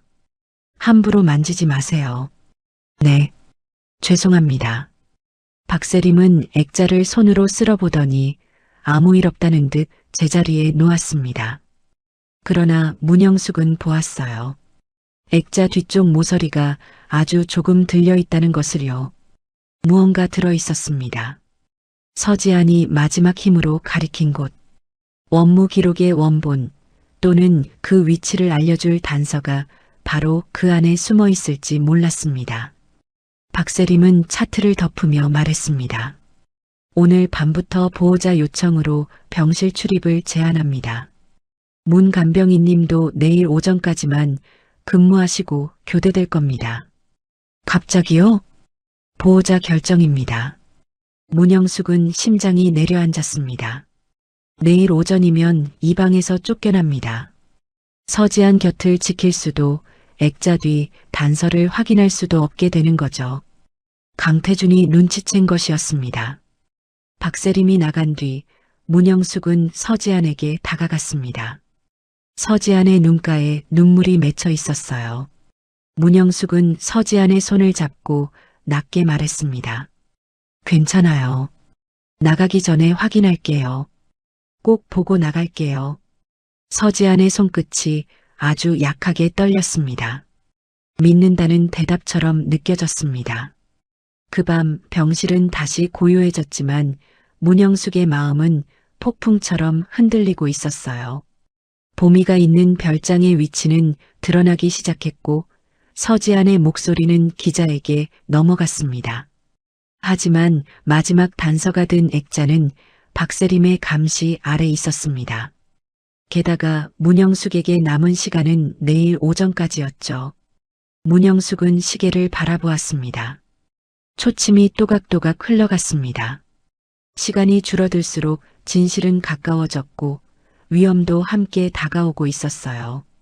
이제 문영숙은 선택해야 했습니다. 조용히 쫓겨날 것인지 아니면 모든 것을 걸고 액자 뒤 마지막 문을 열 것인지요. 문영숙은 서지안의 손을 꼭 잡았습니다. 이번엔 제가 문을 열게요. 서지안 씨가 3년 동안 못 열었던 그 문을요. 문영숙은 그날 밤 한숨도 자지 못했습니다. 1203호 병실 시계는 새벽을 향해 천천히 흘러가고 있었지만 문영숙에게 시간은 흐르는 것이 아니라 목을 조여오는 것처럼 느껴졌어요. 내일 오전이면 교대라는 이름으로 이 병실에서 쫓겨납니다. 그 전에 가족사진 액자 뒤에 숨겨진 마지막 단서를 확인해야 했습니다. 서지아는 약 기운에 눌려 눈을 뜨지 못했습니다. 그래도 문영숙이 손을 잡으면 손끝이 아주 희미하게 떨렸어요. 그 작은 떨림이 문영숙에게는 아직 여기 있어요라는 말처럼 들렸습니다. 문영숙은 서지안의 손등을 오래 문질러 주었습니다. 조금만 버텨요. 오늘 끝까지 가볼게요. 새벽 4시가 넘자 병동이 잠시 깊게 가라앉았습니다. 간호사실 불빛은 켜져 있었지만 박세림의 모습은 보이지 않았어요. 문영숙은 일부러 물수건을 적셔 병실 구석구석을 닦기 시작했습니다. 누가 봐도 퇴근 전 정리하는 간병인처럼 보여야 했으니까요. 가족사진 액자는 침대 맞은편 벽에 걸려 있었습니다. 강태준과 서지안, 그리고 서봄이 함께 웃고 있는 사진이었어요. 사진 속 서지안은 지금 침대 위에 누운 모습과 너무 달랐습니다. 머리카락은 단정하게 묶여 있었고 서봄의 어깨를 감싼 손에는 힘이 있었습니다. 서봄은 분홍색 머리핀을 꽂고 환하게 웃고 있었죠. 그 웃음이 오히려 문영숙의 가슴을 아프게 찔렀습니다. 문영숙은 젖은 수건을 들고 액자 쪽으로 다가갔습니다. 손끝이 떨렸지만 천천히 움직였어요. 액자를 살짝 들어 올리자 뒤쪽 모서리에서 얇은 종이 한 장이 바닥으로 미끄러졌습니다. 문영숙은 숨을 삼키며 그 종이를 주워 앞치마 안에 넣었습니다. 그리고 아무 일 없던 사람처럼 액자를 원래대로 걸었습니다. 바로 그 순간 문 밖에서 발소리가 들렸습니다. 문영숙은 재빨리 수건으로 벽을 닦는 척했어요. 문이 열리고 박세림이 들어왔습니다. 아침부터 부지런하시네요. 오늘 교대된다고 해서 정리 좀 했습니다. 박세림은 병실을 둘러보다가 가족사진 액자 앞에서 잠시 멈췄습니다. 문영숙의 심장이 미친 듯이 뛰었어요. 박세림은 액자 각도를 손으로 맞추더니 차갑게 말했습니다. 보호자 물건은 손대지 말라고 말씀드렸죠. 먼지가 보여서요. 죄송합니다. 박세림은 문영숙을 오래 바라봤습니다. 그 눈빛이 마치 앞치마 안쪽까지 훑는 것 같았어요. 하지만 더 이상 묻지는 않았습니다. 오전 9시에 새 간병인 옵니다. 문 간병인님은 인수인계만 하고 나가시면 됩니다. 문영숙은 고개를 숙였습니다. 알겠습니다. 박세림이 나가자마자 문영숙은 화장실로 들어가 문을 잠갔습니다. 앞치마 안쪽에서 종이를 꺼내 펼쳤어요. 종이는 오래 접혀 있어 모서리가 해져 있었습니다. 그 안에는 서지안의 글씨가 작게 적혀 있었습니다. 원무 원본 백업, 지하 1층 의무기록 보관실, 40주년 행사 당일 서버 점검으로 외부 백업 연결, 태준 결제 파일명 대성 사망 정정 내역, 보미는 재단 연수원. 문영숙은 손으로 입을 막았습니다. 이제 모든 조각이 맞춰졌어요. 원무 기록 원본은 지하 1층 의무기록 보관실에 있었고 대성병원 40주년 기념식이 열리는 바로 오늘 서버 점검이라는 명목으로 외부 백업 연결이 열리는 날이었습니다. 서지아는 사고 전부터 그날을 알고 있었던 겁니다. 언젠가 누군가 이 종이를 찾아주길 바라며 가족사진 뒤에 마지막 길을 남겨둔 것이었습니다. 문영숙은 바로 한재필에게 메시지를 보냈습니다. 액자 뒤 단서 찾았습니다. 지하 1층 의무기록 보관실. 오늘 행사 서버 점검. 파일명 대성 사망 정정 내역. 보미는 재단 연수원. 한재필의 답장은 빠르게 왔습니다. 사람 보냈습니다. 연수원 쪽은 경찰 동행 요청 중입니다. 오늘 대성병원 행사장으로 오실 수 있습니까? 문영숙은 잠시 눈을 감았습니다. 행사장이라니요. 간병인인 문영숙이 그런 곳에 어떻게 들어갑니까? 하지만 한재필의 다음 메시지가 이어졌습니다. 청소 용역 인력 명단에 한 명 결혼이 있습니다. 이름 올려두겠습니다. 증거 원본 확보되면 행사장에서 공개해야 합니다. 그래야 묻히지 않습니다. 문영숙은 거울 속 자신을 바라봤습니다. 눈밑은 꺼져 있었고 얼굴은 푸석했습니다. 겁 많은 61살 간병인이었죠. 하지만 그 겁 많은 얼굴 뒤로 서지안의 눈물과 서봄의 머리핀, 휴대폰 속 목소리가 겹쳐졌습니다. 문영숙은 더는 물러설 수 없었습니다. 오전 9시 새 간병인이 병실에 들어왔습니다. 박세림은 문영숙이 서지안에게 오래 인사하는 것도 못마땅한 눈으로 지켜봤어요. 문영숙은 서지안의 이불을 정리하는 척하며 손등을 꼭 눌렀습니다. 나갔다 올게요. 혼자 두는 거 아니에요. 반드시 돌아옵니다. 서지안의 손끝은 움직이지 않았습니다. 하지만 눈가에 아주 작은 물기가 맺혔어요. 문영숙은 그 눈물을 마음 깊이 넣고 병실을 나섰습니다. 대성종합병원 본관 대강당은 이미 사람들로 가득했습니다. 대성병원 40주년 기념식, 생명을 지켜온 40년이라는 문구가 무대 위 대형 화면에 떠 있었어요. 윤명희는 흰 한복을 입고 귀빈들과 악수하고 있었고 강태준은 검은 정장 차림으로 옆을 지키고 있었습니다. 두 사람은 세상 누구보다 품이 있어 보였습니다. 그래서 더 소름이 끼쳤습니다. 문영숙은 청소 용역 조끼를 입고 행사장 뒤쪽으로 들어갔습니다. 아무도 문영숙을 눈여겨보지 않았어요. 사람들은 무대 위 이름난 사람들만 보았고 바닥을 닦는 사람은 풍경처럼 지나쳤습니다. 문영숙은 그 무시가 고맙기까지 했습니다. 무대 뒤 복도에서 한재필이 기다리고 있었습니다. 모자를 눌러 쓴 한재필은 문영숙을 보자 작게 고개를 숙였어요. 선생님, 원본 확보됐습니다. 의무기록 보관실에서 파일 나왔고 연수원 쪽도 경찰이 들어갔습니다. 아이는 확인 중입니다. 봄이요? 봄이는요? 조금만 기다려주세요. 연락 오고 있습니다. 문영숙은 다리에 힘이 풀릴 뻔했습니다. 한재필은 작은 이어폰 하나를 문영숙에게 건넸습니다. 무대 영상 송출실에 제 사람이 들어가 있습니다. 윤명의 연설이 시작되면 자료가 나갈 겁니다. 다만 중간에 막히면 선생님이 증인으로 나서주셔야 합니다. 제가요? 서지안의 상태를 직접 본 사람은 선생님입니다. 허벅지에 새긴 글씨도 휴대폰도 액자 뒤 메모도 선생님이 찾았습니다. 선생님 목소리가 필요합니다. 문영숙은 손을 꼭 쥐었습니다. 평생 남의 병실에서 조용히 일만 해온 사람이었습니다. 사람들 앞에 서는 일은 생각해 본 적도 없었어요. 그런데 이제 수백 명 앞에서 말해야 할지도 모릅니다. 무서웠습니다. 그러나 무서움보다 더 큰 것이 있었습니다. 서지안이 3년 동안 못 낸 목소리, 그 목소리를 대신 전해야 한다는 마음이었습니다.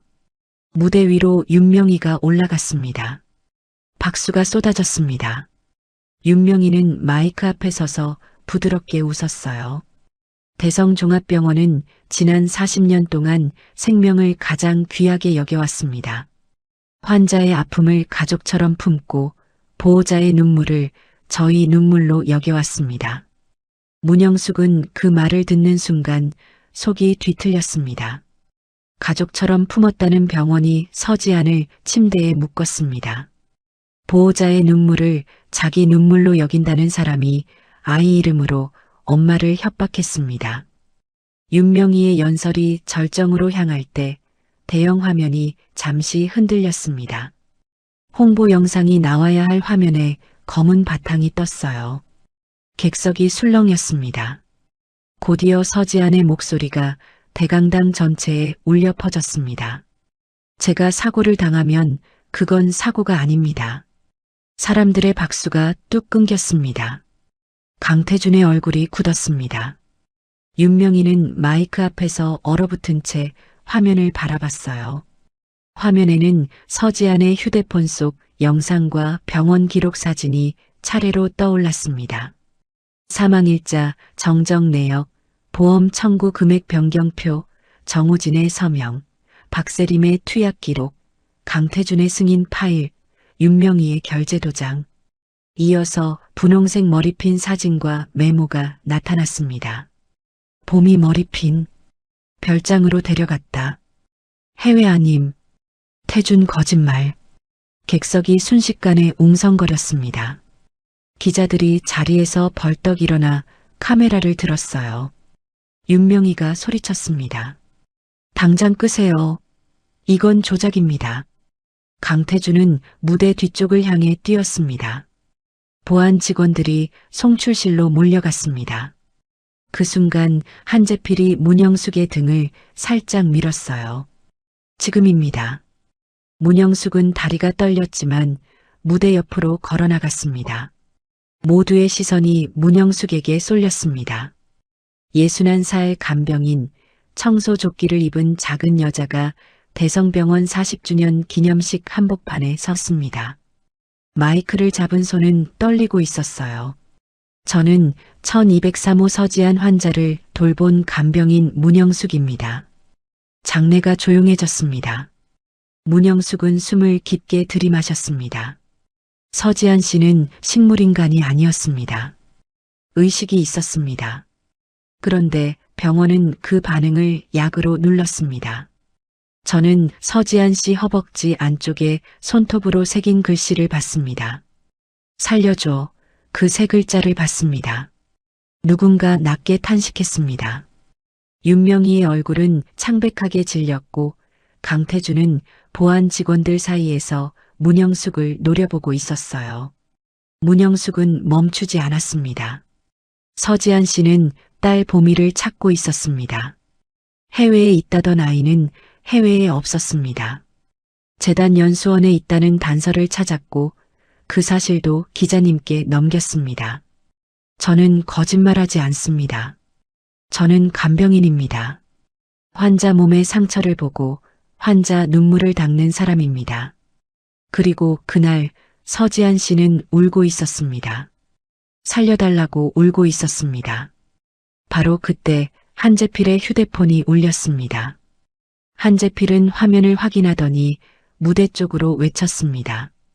서봄 양 확인됐습니다. 재단 연수원에서 구조됐습니다. 그 말이 떨어지는 순간 행사장은 폭발하듯 술렁였습니다. 기자들의 플래시가 번개처럼 터졌고 객석 곳곳에서 고함이 터져나왔습니다. 무대 입구로 수사관들이 들어왔어요. 흰 한복을 입은 윤명희는 비틀거리며 뒤로 물러났고 강태준은 도망치듯 출입구를 향했습니다. 문영숙은 그 모습을 보며 마이크를 꼭 쥐었습니다. 3년 동안 닫혀있던 문이 드디어 열리고 있었습니다. 하지만 문영숙은 아직 마음을 놓을 수 없었어요. 병실에는 서지안이 혼자 남아 있었습니다. 모든 것이 세상에 터진 지금 강태준이 향할 곳은 하나뿐이었습니다. 1203호. 서지안이 있는 그 병실이었습니다. 강태준은 행사장을 빠져나오자마자 미친 사람처럼 엘리베이터 쪽으로 뛰었습니다. 대강당 안에서는 기자들의 고함과 카메라 셔터 소리가 폭죽처럼 터지고 있었고 수사관들은 윤명희를 둘러싸고 있었어요.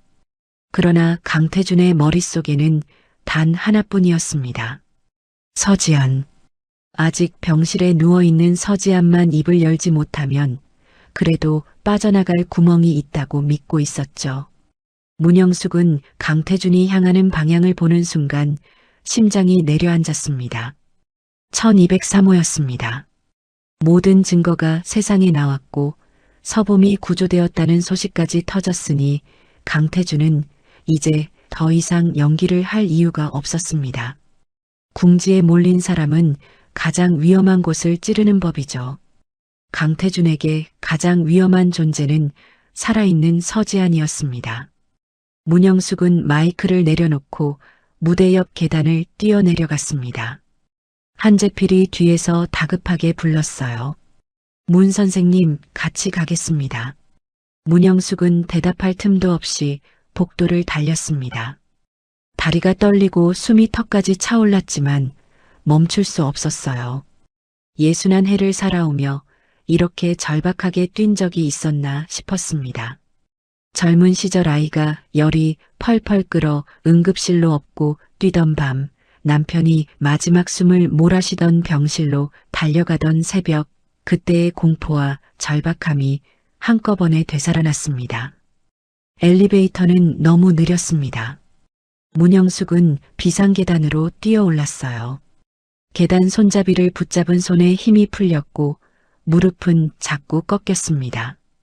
그래도 문영숙은 이를 악물었습니다. 조금만 더. 문영숙이 1203호가 있는 12층에 도착했을 때 복도는 이상하게 조용했습니다. 새 간병인은 보이지 않았고 간호사실도 비어 있었어요. 누군가 일부러 사람을 물린 것처럼 복도 전체가 텅 비어 있었습니다. 1203호 문은 반쯤 열려 있었습니다. 문영숙은 숨을 삼키고 문틈으로 안을 보았습니다. 강태준이 침대 옆에 서 있었습니다. 넥타이는 풀려 있었고 얼굴은 핏기 없이 굳어 있었어요. 강태준의 손에는 서지안의 산소줄이 들려 있었습니다. 서지안은 눈을 감은 채 누워 있었지만 얼굴이 고통스럽게 일그러져 있었습니다. 당신 때문에 다 끝났어. 강태준의 목소리는 낮고 갈라져 있었습니다. 조용히 누워만 있었으면 됐잖아.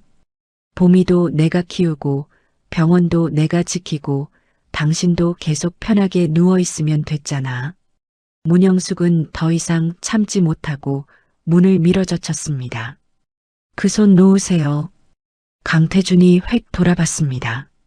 눈빛에는 더 이상 다정한 남편의 가면이 남아있지 않았어요. 분노와 공포가 뒤엉킨 얼굴이었습니다. 또 당신이야?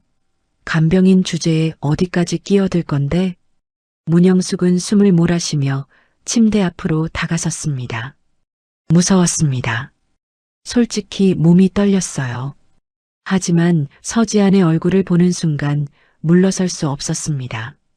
서지안 씨는 물건이 아니에요. 병원도, 땅도, 아이도 당신 마음대로 할 수 있는 게 아닙니다. 강태준은 비웃듯 웃었습니다. 당신이 뭘 알아? 우리 집안일을 당신이 뭘 아냐고. 알 만큼 압니다. 서지안 씨가 3년 동안 어떻게 버텼는지, 봄이라는 이름 하나에 어떻게 무너졌는지, 허벅지 안쪽에 손톱으로 새긴 글씨가 얼마나 아팠을지 저는 봤습니다. 강태준의 얼굴이 일그러졌습니다. 강태준이 문영숙을 밀치려는 순간 복도에서 발소리가 몰려왔습니다. 한재필과 수사관들이 병실 안으로 들이닥쳤어요. 강태준 씨, 그 손 내려놓으십시오. 수사관의 고함이 병실을 갈랐습니다. 강태준은 산소줄을 놓고 뒷걸음질 쳤습니다. 그러나 이미 늦었죠. 한재필이 휴대폰으로 병실 상황을 촬영하고 있었고 뒤따라온 경찰이 강태준의 팔을 붙잡았습니다. 이건 오해입니다. 아내 상태를 확인하려던 겁니다. 강태준은 마지막까지 거짓말을 했습니다. 그러나 병실에 있는 누구도 믿지 않았습니다. 산소줄을 쥔 손, 흐트러진 침구, 서지안의 고통스러운 얼굴이 모든 것을 말하고 있었으니까요. 수사관이 차갑게 말했습니다. 강태준 씨, 의료기록 조작, 보험 사기, 감금 공모, 증거인멸 시도 혐의로 체포합니다. 강태준의 손목에 수갑이 채워졌습니다. 금속 소리가 병실 안에 차갑게 울렸어요. 바로 그 순간 침대 위에서 아주 작은 숨소리가 새어나왔습니다. 봄이. 모두의 시선이 서지안에게 향했습니다. 문영숙은 눈을 크게 떴습니다. 서지안의 입술이 떨리고 있었어요. 3년 동안 약물에 눌려있던 목소리가 깨진 유리 조각처럼 가늘게 병실 공기를 긁고 있었습니다. 문영숙은 침대 곁으로 달려갔습니다. 서지안 씨, 봄이 찾았어요. 봄이 무사해요. 경찰이 데리고 나오고 있대요. 서지안의 다친 눈꺼풀이 천천히 떨렸습니다. 그리고 아주 느리게, 정말 아주 느리게 눈이 열렸어요. 초점은 흔들렸지만 분명히 문영숙을 향하고 있었습니다. 문영숙은 그 눈을 보는 순간 눈물이 왈칵 쏟아졌습니다. 처음 허벅지 안쪽에 세 글자를 발견한 밤부터 지금까지 문영숙이 붙잡고 있던 모든 공포와 긴장이 한꺼번에 무너졌습니다. 서지안은 갈라진 목소리로 겨우 말했습니다. 봄이 살아있어요? 문영숙은 서지안의 손을 꼭 잡았습니다. 살아있어요. 서지안 씨가 버텨서 살았어요. 봄이도 서지안 씨도 살아있어요. 그 말에 서지안의 눈에서 눈물이 흘렀습니다. 이번 눈물은 두려움의 눈물이 아니었습니다. 3년 동안 어둠 속에서 붙잡고 있던 숨이 드디어 세상 밖으로 나오는 눈물이었죠. 윤명희는 행사장에서 체포되었습니다. 처음에는 모든 것이 조작이라고 소리쳤지만 지하 의무기록 보관실에서 원본 자료가 확보되자 더 이상 빠져나갈 수 없었습니다.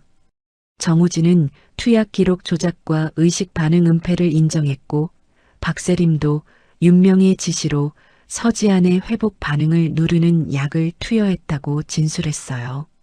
대성종합병원의 하얀 벽 뒤에 감춰졌던 기록들이 줄줄이 세상에 드러났습니다. 뉴스는 며칠 동안 대성병원 이야기로 가득했습니다. 국민병원장의 두 얼굴, 식물인간으로 위장된 며느리, 재단 연수원에서 발견된 7살 딸 사망일자 조작과 오원금 부풀리기. 사람들은 분노했고 피해자 가족들은 병원 앞으로 모였습니다. 누군가는 울었고 누군가는 뒤늦게라도 진실이 나왔다며 무릎을 꿇었어요. 서봄은 경찰 보호를 받으며 병원으로 왔습니다. 아이는 많이 야위어 있었지만 눈빛은 엄마를 닮아 또렷했습니다. 문영숙은 서봄을 병실 문 앞까지 데려왔어요. 서봄은 문 앞에서 한참 망설였습니다. 엄마가 정말 깨어났어요? 문영숙은 아이의 어깨를 감싸며 고개를 끄덕였습니다. 응. 봄이 보려고 엄마가 오래 버텼어. 서봄은 조심스럽게 병실 안으로 들어갔습니다.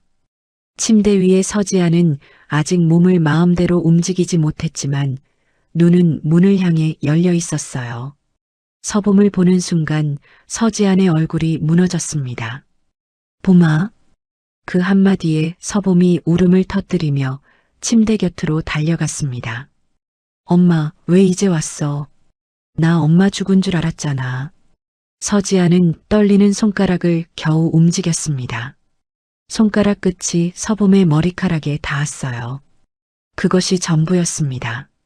하지만 서봄은 그 손끝을 두 손으로 꼭 잡고 얼굴을 묻었습니다. 엄마, 이제 가지 마.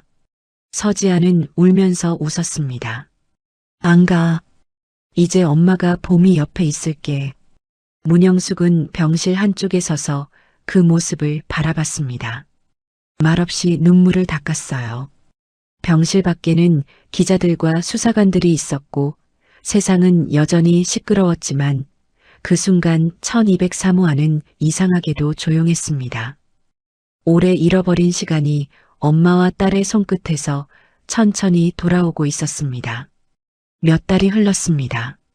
서지아는 재활 치료를 시작했습니다.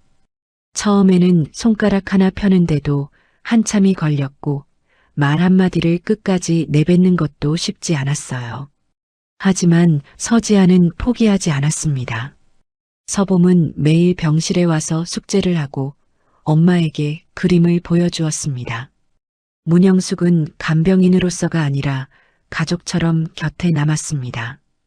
어느 봄날 서지아는 휠체어에 앉아 병원 정원이 아닌 작은 공원으로 나갔습니다. 병원 냄새가 없는 바깥 공기였어요. 바람은 따뜻했고 나무에는 연한 잎이 돋아나고 있었습니다. 서봄은 분홍색 머리핀을 꽂고 엄마 곁을 걸었습니다. 잃어버렸던 그 머리핀과 꼭 닮은 새 머리핀이었습니다. 서봄이 물었습니다. 엄마, 이제 안 아파? 서지아는 천천히 대답했습니다. 아직은 조금 아파. 그래도 이제 엄마가 말할 수 있어. 봄이 손도 잡을 수 있고. 서봄은 엄마 손을 꼭 잡았습니다. 그럼 됐어. 문영숙은 조금 뒤에서 두 사람을 바라보았습니다.